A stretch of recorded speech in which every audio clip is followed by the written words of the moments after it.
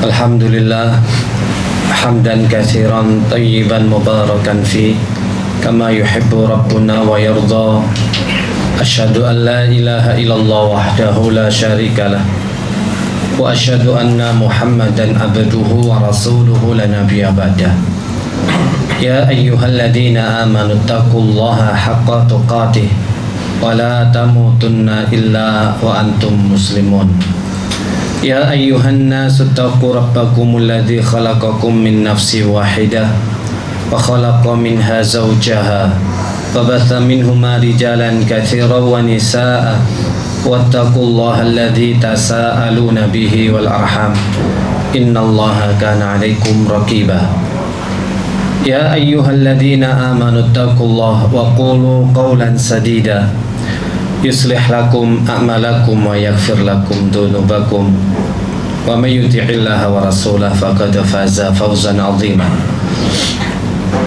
Melanjutkan dari 7 golongan yang mendapatkan naungan, yakni ketika kelak matahari didekatkan, maka ada orang-orang yang diberikan keutamaan oleh Allah Subhanahu wa taala, sehingga terik matahari yang begitu panas akan bisa terlindungi jika menjadi 7 golongan tersebut. Yang keempat, yakni rajulani tahabba fillah ijtama'a alaihi waftaraqa alaihi. 2 orang yang saling mencintai karena Allah. Dia berkumpul karena Allah, berpisahnya pun juga karena Allah. Para ulama menjelaskan bahwa dikatakan 2 orang rajulani tahabba fillah, 2 orang yang saling mencintai karena Allah, maka makna dari hadis ini tidak dibatasi hanya 2 orang. Ini hanya sebagai contoh kecil. Jika ada 2 orang yang saling cinta karena Allah, bertemunya karena Allah, berpisahnya karena Allah, maka mereka akan mendapatkan naungan kelak di hari kiamat. Tidak dibatasi hanya 2 orang secara jumlah, tetapi 2 orang disebutkan sebagai satuan minimal untuk menggambarkan hakikat cinta karena Allah. Satuan minimal 2. Jadi bukan pembatas. Imam Nawawi juga menjelaskan dalam Syarah Muslim, disebutkan 2 orang itu mengikuti kebiasaan bahasa, bukan pembatasan. Bahkan kelompok, jamaah, satu circle juga termasuk di dalam maknanya, tidak dinafikan. Jika dalam suatu jamaah atau suatu perkumpulan, A mencintai B karena Allah, A juga mencintai C karena Allah, B juga mencintai C karena Allah. Jadi 3 orang, 4 orang yang saling mencintai, maka mereka juga dalam cakupan hadis ini yang akan mendapatkan naungan Allah. Satu circle mungkin ada 10 orang, 15 orang. Jika mereka saling mencintai karena Allah, maka juga dalam cakupan hadis ini. Atau mungkin satu jamaah dengan jamaah yang lain, satu jamaah pengajian dengan jamaah pengajian ibu-ibu yang lain, yang mereka juga saling mencintai, maka mereka juga ikut dalam cakupan hadis ini. Lebih-lebih lagi jika memang benar-benar bestie, ada 2 orang yang saling mencintai betul-betul karena Allah, bukan kepentingan duniawi, bukan karena ada tendensi, tapi karena mereka saling mencintai di atas keimanan, ketakwaan, rajin ibadah, akhlak yang mulia, saling mencari ilmu, memudahkan menuju akhirat, maka ini disebut mencintai karena Allah, bukan mencintai sekedar karena dunia, bukan karena harta, bukan karena bisnis, bukan karena status, atau mungkin ada kepentingan-kepentingan yang lain.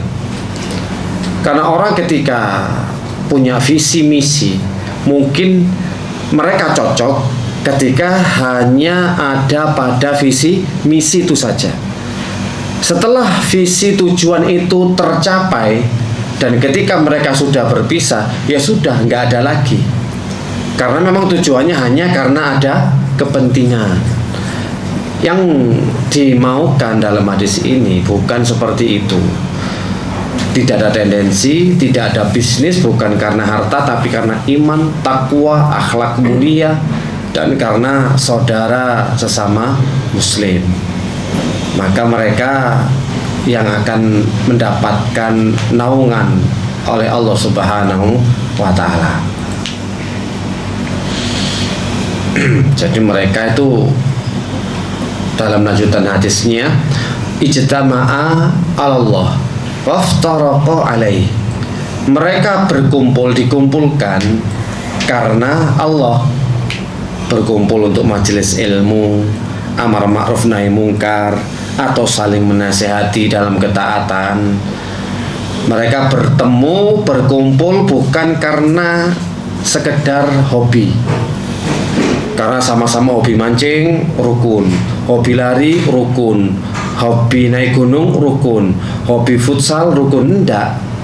Bukan pula karena bisnis berkumpulnya. Yang dibahas, tender yang dibahas, usaha yang dibahas. Bukan pula kepentingan dunia, tapi berkumpul karena dakwah, berkumpul karena majelis ilmu, amar ma'ruf dan nahi mungkar, bukan hanya sekedar hobi ataupun kecocokan. Cinta yang lahir karena iman, bukan kepentingan, bukan karena status, keuntungan ataupun popularitas.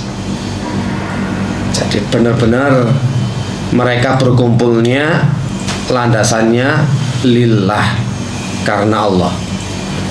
Waftaraqa alaihi, dan ketika pecah pun, ketika berpisah juga karena Allah. Tidak pecah karena urusan dunia, tipu menipu, atau karena bisnis, satunya nakal, satunya curang, satunya meninggalkan tempat atau minggat, ya. Jika berpisah, mereka benar-benar karena Allah.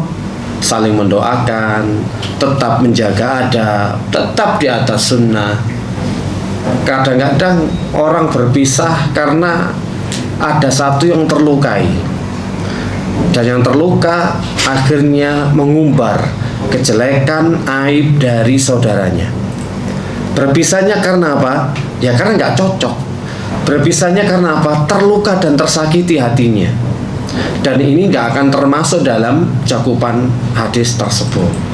Jadi berkumpulnya karena Allah, berpisahnya juga karena Allah.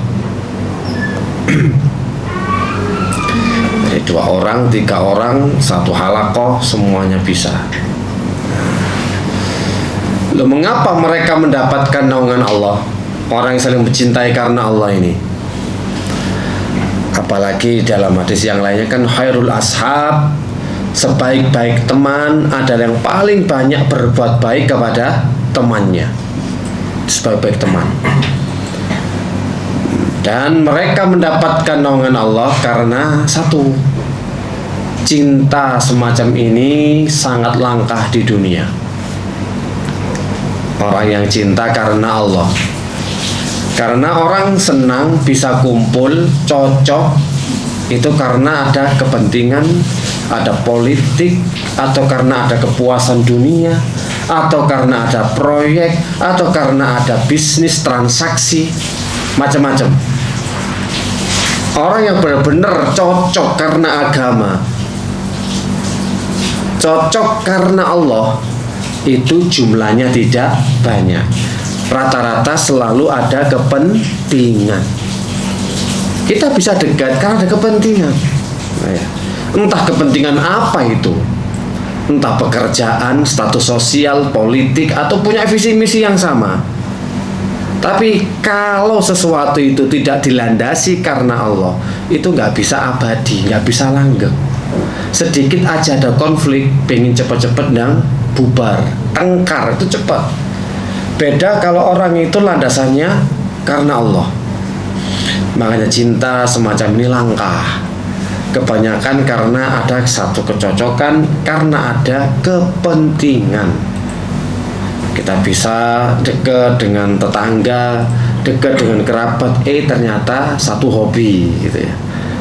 Kita bisa kesana kemari bareng-bareng, ya ternyata satu circle-nya sama, kesukaannya kuliner, maka jadi cocok kemana-mana yang dibahas kuliner. Nah, tapi nanti suatu ketika sudah ada cacat, celah, aib, ini semuanya akan bisa berakhir. Jadi persaudaraan mereka ini tetap bertahan meskipun dunia berubah, mereka bersaudara. Bukan karena ada proyek, bukan karena ada pekerjaan, bukan karena yang lain-lain, tapi karena iman. Hubungan ini loh yang murni ikhlas karena Allah. Ini yang sulit sekali. Maka dibalas dengan naungan kelak di hari kiamat. Kalau masalah persahabatan ini Pak, dari dulu Rasulullah itu suka mempersaudarakan antara orang muhajirin dan orang ansor, selalu dipersaudarakan. Dari kisah-kisahnya, bagaimana kisahnya seperti Abu Darda dengan Salman Al-Farisi, Utsman bin Affan atau Abdurrahman bin Auf ya, dengan Sa'ad bin Rabi, Madinah dan juga Mekah. Muhajirin, ansor dipersaudarakan. Dan ketika dipersaudarakan, sudah bukan masalah bisnis, bukan masalah dunia, bukan masalah pekerjaan, bukan masalah apa-apa. Benar-benar cintanya murni karena Allah. Terus mereka saling mengunjungi. Di saat Salman Al-Farisi berkunjung kepada Abu Darda, ternyata dilihat, istrinya tidak lagi berdandan.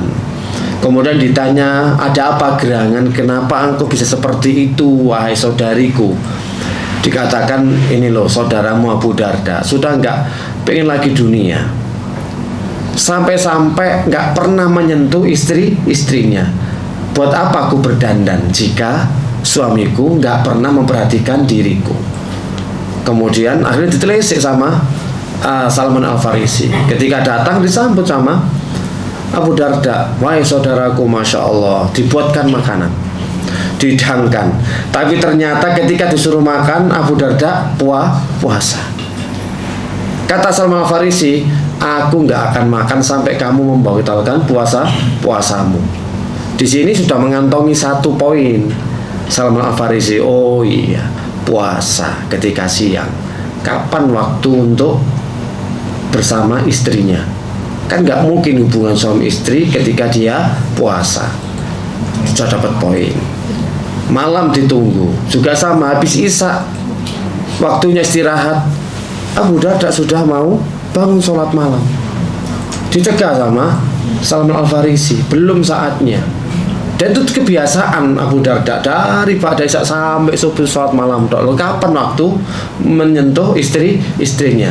Maka tidak salah jika istrinya ngomong, ya saudaramu Abu Darda sudah enggak menginginkan aku.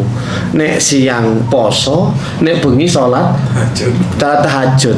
Kapan nyamplene awak dhewek iki? Ngono lho. Makanya aku berai ke opo? Ngono lho. Ono ta wong sing koyo ngene nang kene. Ayo. Bagus sih kita. Nek bagus kan sejes, faktor umur. Wis lemah wisan lho. Kasepiro ampere Pak. Wis gak dua-dua volt wisan. Bukan karena ibadah. Ini pertemanan karena Allah itu gitu, saling menasehati. Dikatakan, wahai saudaraku Abu Darda, tubuhmu punya hak, istrimu punya hak, gitu loh. Allah juga punya hak, kasih haknya yang sesuai pada tempatnya. Nah kalau kayak gini terus, ya gimana Ummu Darda akan berdandan? Percuma, nggak berguna. Siang ya gak ditelok, malam ya gak demek. Ya wes, paling kan yang ngenes kunae to, lapes kan di bojo al ibadah yang ini iki lho kan. Masya Allah. Jadi ben kok pemene poso ini iki Saban. Poso tok bendino iki Saban iki. poso Saban lebeng ini maca Quran sampai salat malam. Inilah itu manfaatnya dapat nasihat, dipersaudarakan.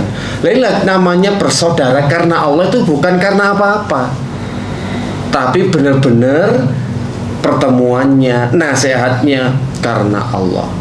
Langsung akhirnya Budarda juga protes kepada Nabi tentang nasihat yang diberikan kepada Salman Al-Farisi, dan Rasulullah membenarkan apa yang dikatakan Salman Al-Farisi. Kan seperti itu namanya dipersaudarakan oleh Rasulullah SAW. Dan ketika sahabat ini dipersaudarakan, benar-benar cintanya itu karena Allah. Sudah masalah harta dunia nggak jadi pikiran mereka. Salah satu lagi contoh, ini juga pernah disampaikan, bagaimana Abdurrahman bin Auf dengan Sa'ad bin Rabi bin Sa'ad. Dia dikatakan orang Madinah yang paling kaya. Dia ngomong, wahai Abdurrahman bin Auf, kamu tahu aku ini orang paling kaya, dan aku telah dipersaudarakan oleh Nabi dengan engkau. Maka aku berniat akan membagikan hartaku, separuh untukmu, separuh untukku. Kalau hartanya ini namanya sultan kan ya gak mungkin 1 juta 2 juta. Iso mungkin 1 triliun 2 triliun. Sakte buat you, sakte buat saya. Gus jenenge besti, cinta karena Allah. Dan aku punya istri 2. Pilih mana kamu suka, engko tak talake. Setelah masa iddah rabiin, pilih Agus pilih. Oh, kak dikon milih wis.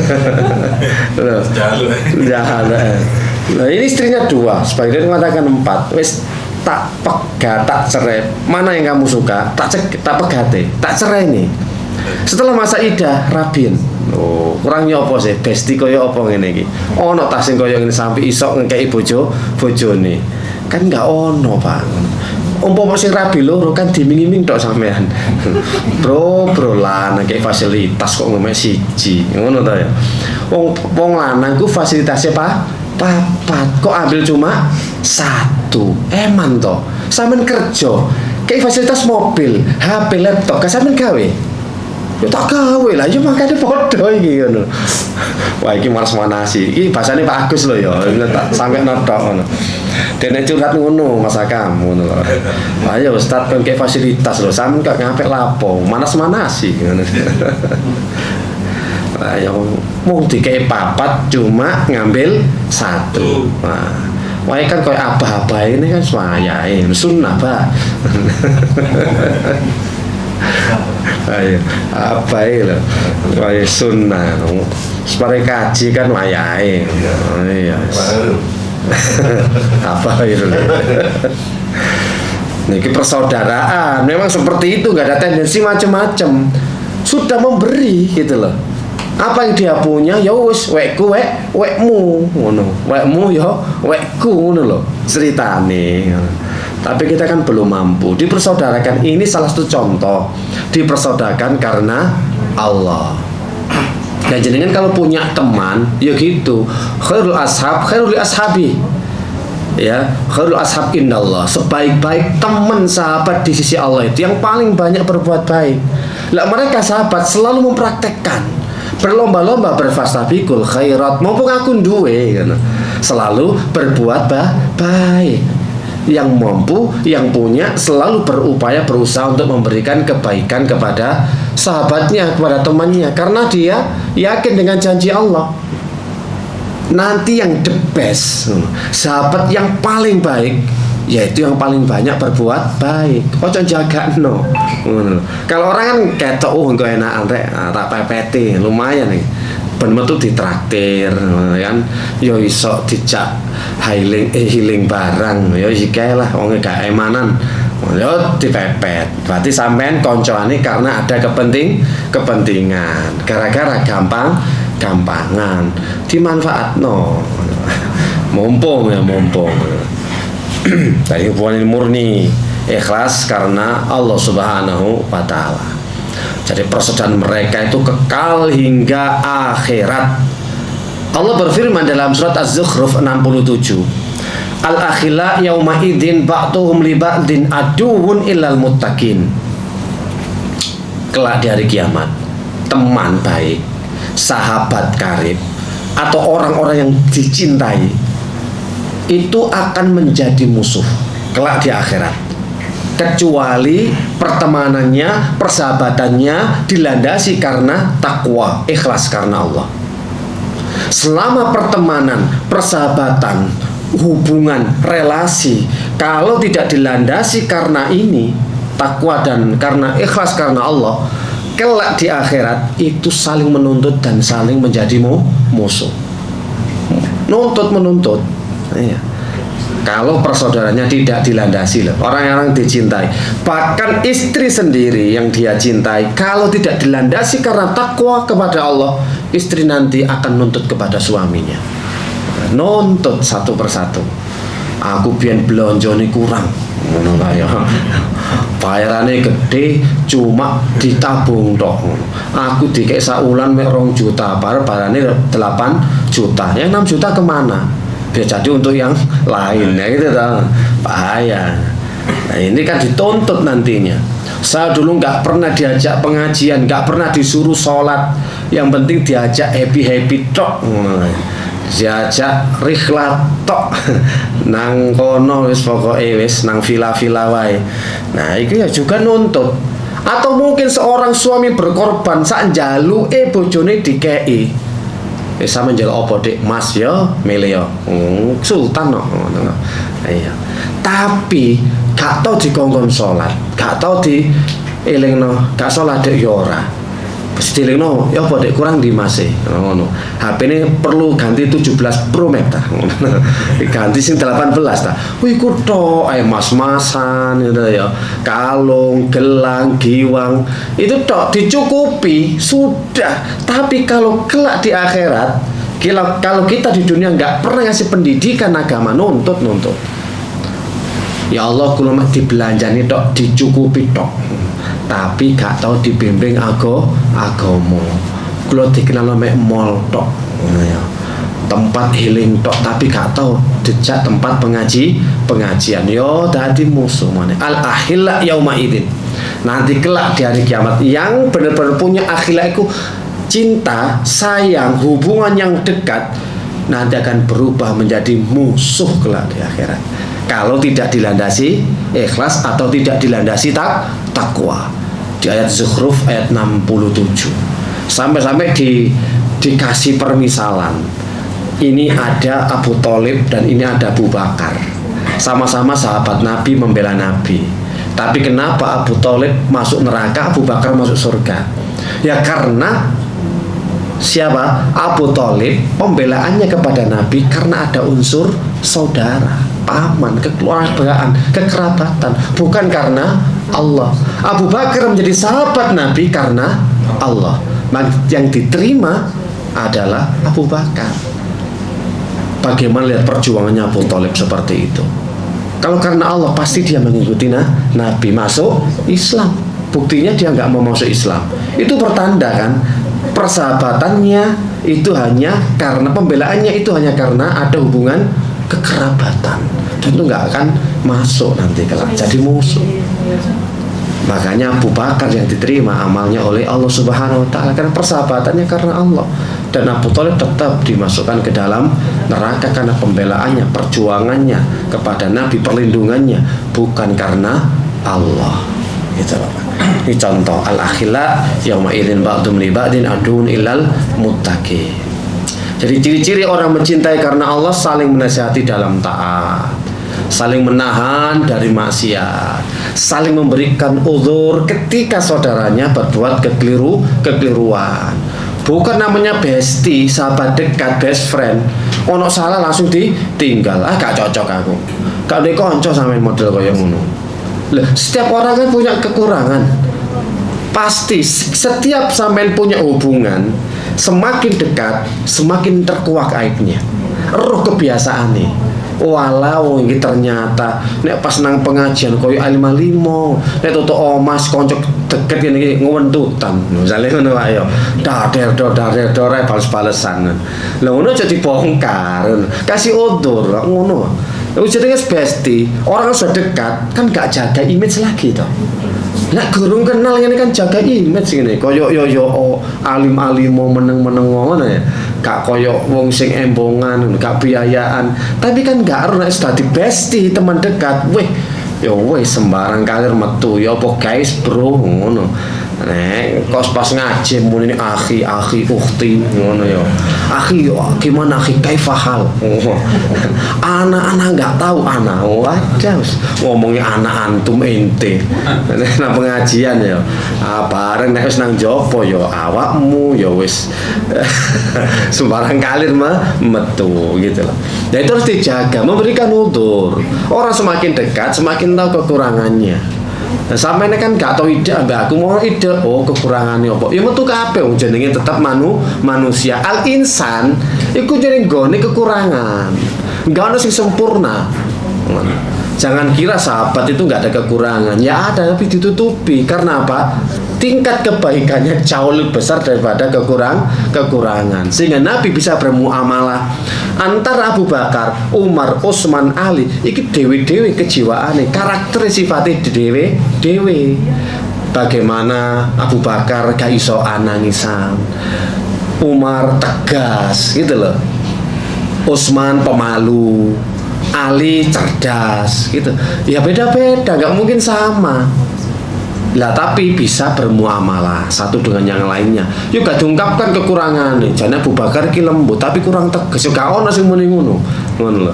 Karena memang sudah kelebihannya masing-masing. Sempurnanya dikumpulkan pada diri Rasulullah Shallallahu Alaihi Wasallam.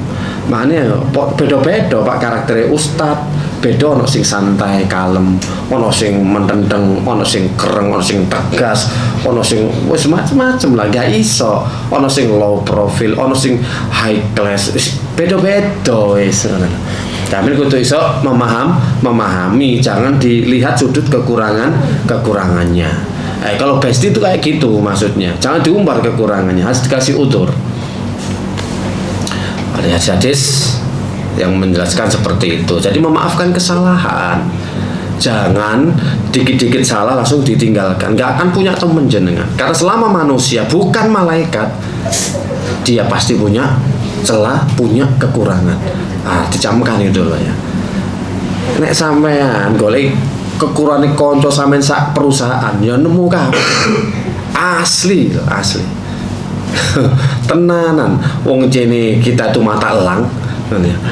CCTV kita itu kan CCTV, jadi awas kalau kekurangannya konco. Tapi lihat kelebihan yo mesti depu lewat ngono ae, enggak perlu dipikir. Nek bestie tenanan ya dijogo, dimaafkan, dikasih udzur. Kasih udzur. Lakoni salah didik ya udzur, ojo langsung dihakimi, dihukumi, langsung ditalak. Gak konco nang awakmu, gak tepak. Ojo. Jadi itu bagian dari persahabatan karena Allah. Ada babnya sendiri nanti, bab tentang etika adab berteman bersahabat. Itu ada. Orang yang ikhlas itu yo ketika dibaiki yo gak nambah, ketika diburuki yo gak kurang. Jadi sampean mau tiket duit 2 juta ya tetep aja senenge. Gak malah tadi penjilat. Ndak. Umpama pernah di kata-katain jelek, ya gak akan nurun, tetep aja seneng. Tetep aja berteman, bersahabat. Iku nek ikhlas karena Allah. Poin yang kelima yang mendapatkan naungan adalah rajulun da'athu imra'atun datumun mansibin wa jamalin faqala inni akhafullah. Laki-laki yang diajak berzina oleh wanita yang cantik dan terpandang. Lalu ia berkata, aku takut kepada Allah. Wih, kisah ngangel ya. Fitrah menungso. Besek bagus besek kucing dikewak pindang. Lo yo nyonyo. Ayo. Seorang laki-laki diajak oleh seorang wanita yang cantik rupanya dan memiliki kedudukan terhormat. Siapa wanita mengajaknya berzina ini? Ini bukan wanita sembarangan. Dikatakan tadi ada dua sifat. Yang pertama dzatu mansibin, dzatu munasibin. Orang yang wanita terhormat, memiliki status sosial yang tinggi, mak-mak sosialita. Ini maksudnya dia kaya, keluarga terpandang, terhormat, jabatannya tinggi, status sosial elit, darah biru. Sing aja iki gak sembarangan. Lho tutup wong pinggire mbang-mbang iku ora, tapi wong sing status sosial elit, high class, darah biru. Dadi yo wis gak iso mbayangno. Statusnya itu tidak diragukan lagi. Keluarga terpandang, terhormat, jabatan tinggi, status sosialnya tinggi. Sing aja. Kemudian dzatu jamalin, yo gak remeh, di atas rata-rata bijine. 8-9 mendekati perfecto. Ngono lho bagus. Sempurna wisan. Wis ayu soge. Lho, moro-moro teko nang Pak Agus. Ayo Pak, aku butuh status tok ae. Aku nek duwe akeh. Ngono lho ya. Aku butuh status kok, aku dadekno bojo sampean. Lho, kaya ngono lho ya. Sing ajek wong ayu wong soge. Gak usah dinafkahi aku. Gak usah dibelanjani duitmu piro, njek akeh duitku ngono lho ya. Aku butuh status tok ayu zina. Mikir iki sih. Iki tolak-tolak sih. Kasur malah ya.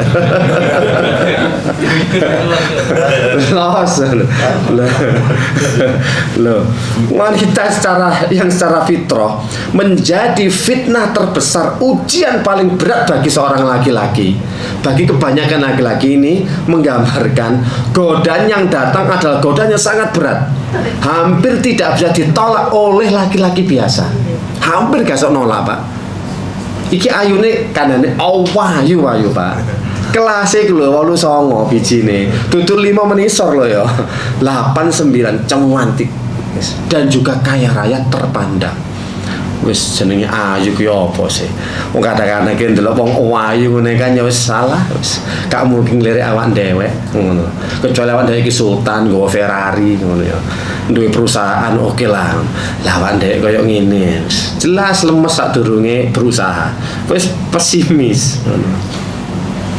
Lah dengan kayak gini tuh, laki-laki itu tetap menolak lantarannya bukan takut istri. Nggak boleh loh takut istri ya eling. Oh aku duwe anak wedok, duwe bojo wedok. Bukan, takutnya itu karena Allah. Bukan eling waduh iki ora sing mati keros aku. Ya ora ngono ya. Wis wedi ini akhafullah. Aku takut karena Allah Subhanahu wa ta'ala. Dia tetap takut. Ini menjadi bagian dari orang yang sangat layak mendapat naungan Allah. Iki kan wong blas lho ya. Blas kan sing ngeruh. Gak ono CCTV sing bongkar.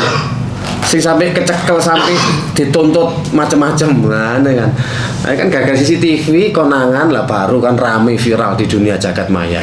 Nah, iki lho kan CCTV bagus. Kalau sing mengintai, ya kalau sing mergoki, kalau sing ngonangi, aman kabeh. Anggap iki donya dikontrak wong loro. Wis talah, kan wong blas ngono ya apa? Wis kan CCTV kan sing ngonangi. Kok wae wis aman. Wong soge. Meneng yo meneng kabeh wis ngono. Lho koyo ngene lho ya apa. Sopo sing kuat? Nah, sampean ini kan soalnya gurung bayangno, gurung ono ujian sing koyo ngono.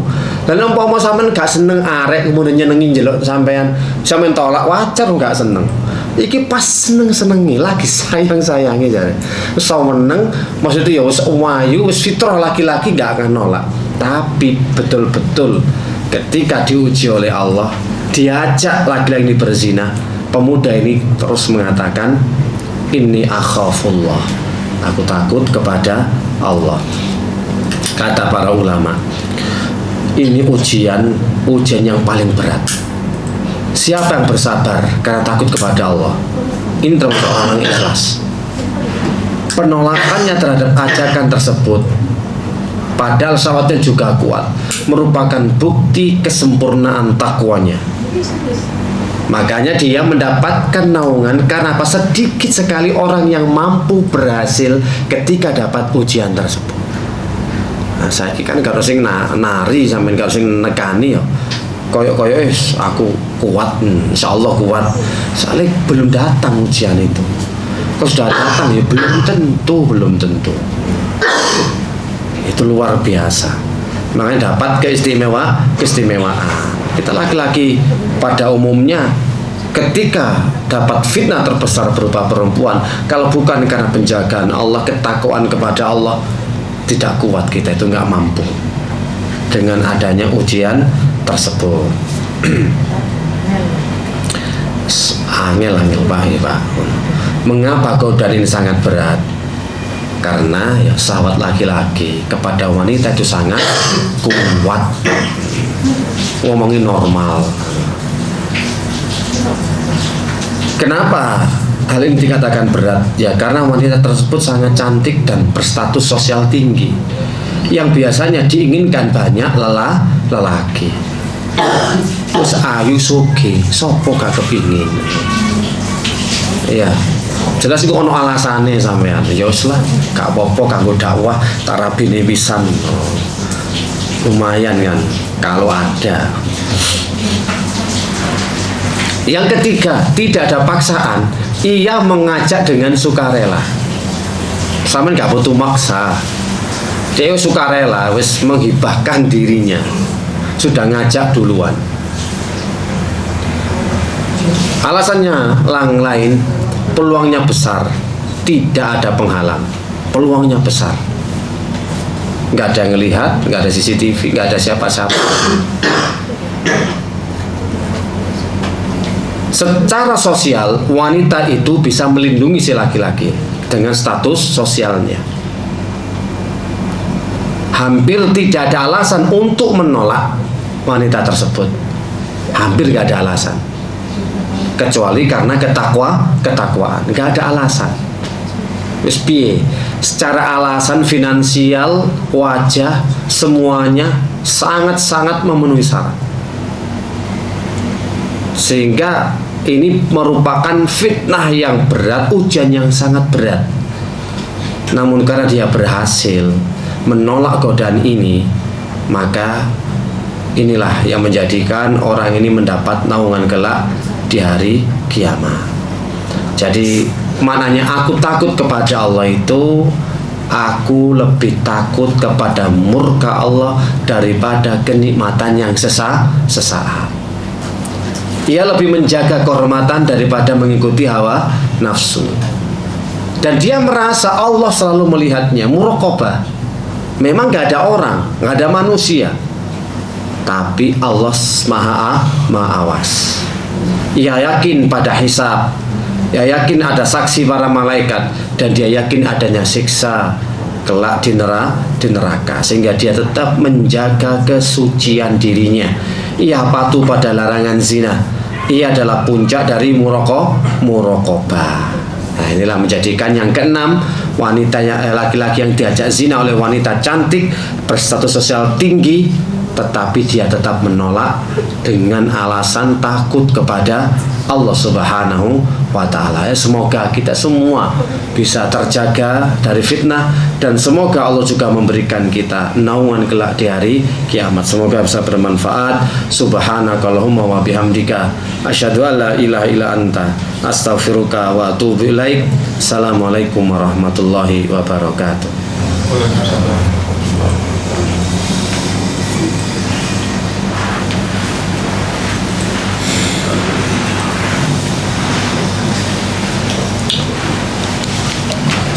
Karena mau belas bagus, dia apa kira-kira? Nek wong elek sih sok nolak. Iki payu nemen nek. Apa bagus?